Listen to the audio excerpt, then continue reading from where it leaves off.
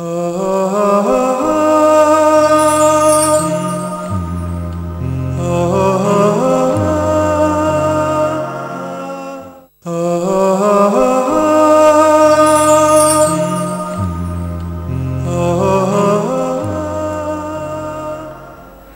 عليكم ورحمة الله وبركاته. معكم سعد المصري معالج الرفلكسولوجي والشياسو. كل عام وحضراتكم بخير والأمة الإسلامية جميعا بخير إن شاء الله تعالى بمناسبة عيد الأضحى، وربنا يتقبل من جميع الحجاج والمعتمرين إن شاء الله تعالى. طبعا أحب أن أقول لكل جمهوري وحشوني جدا، لأن اتقابلنا في العيد الصغير ودلوقتي بنتقابل في العيد الكبير، وبنتكلم عن حياتنا وازاي نتعامل معاها وازاي نعيش حياة سعيدة خالية من الأمراض العضوية والأمراض النفسية. والله سبحانه وتعالى يقول: وإذا مرضت فهو يشفين. فالله سبحانه وتعالى هو الشافي.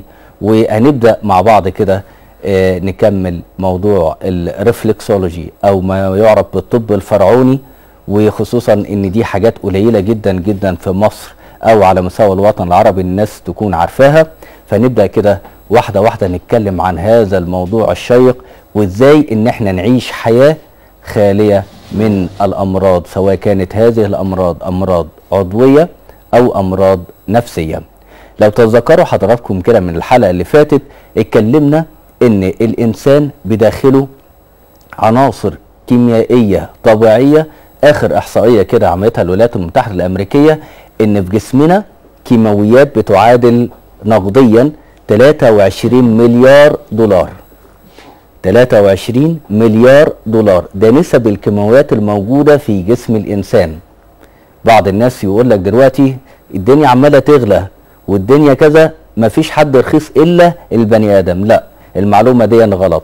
علميا اثبتت الاحصاءات العلميه والابحاث العلميه ان جسم الانسان بداخله كيماويات بتعادل 23 مليار دولار. وربنا سبحانه وتعالى ادانا نعم كثيره جدا جدا جدا، لكن للاسف احنا اللي مش قادرين نحافظ عليها. يعني لو جبت واحد كده بقول له مثلا انا هاخد منك عينيك، تدفع كام؟ او انا اديك كام تاخد كام وادي لك واخد منك العين. نعمه بس الرؤيه، نعمه التذوق.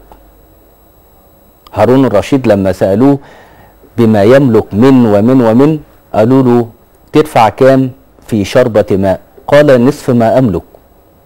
طيب وإخراج هذه المياه اللي شربها ديا عشان تخرج بس منه يدفع كام؟ قال ما أملك كله. يا أهل الدرجة دي نعمة كبيرة جدا. طبعا. فلازم ناخد بالنا حضراتكم ازاي ان احنا نتعامل مع حياتنا، سواء حياتنا الشخصية، ازاي اتعامل مع الاخر، ازاي حسن تعاملي مع الاخر دون له علاقة نفسية وله علاقة عضوية بتنعكس عليه.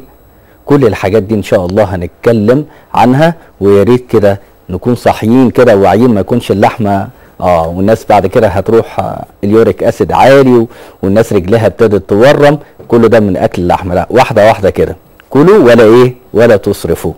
تمام؟ طيب نتكلم الأول في حياتنا الشخصية وكيفية تعاملاتنا مع الآخرين. أنا لازم يا جماعة عشان أتعامل مع الآخر ده لازم أعرف طبيعة هذا الآخر.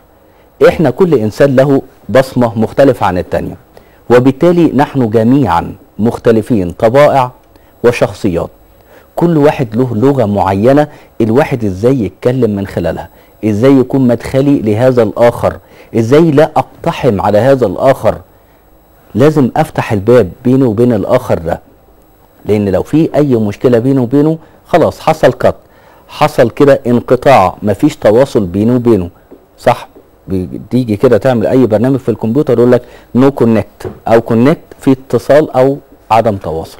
فاحنا لازم نتكلم كيف نتواصل مع الاخرين في حياتنا عشان نقدر نتعامل مع هذا الآخر. أول شيء أنا لازم أعرفه عن الآخر ده هو شخصيته إيه. فاكرين الدكتور إبراهيم الفقي عليه رحمة الله كان بيتكلم في البرمجة اللغوية العصبية كده حاجة اسمها ال NLP اللي هي البرمجة اللغوية العصبية. أنا عندي 3 أصناف من الشخصيات، كلنا فينا 3 حاجات دي. إما تكون شخصية بصرية أو شخصية سمعية أو شخصية حسية. يبقى عندي شخص بصري، عندي شخص سمعي، عندي شخص حسي.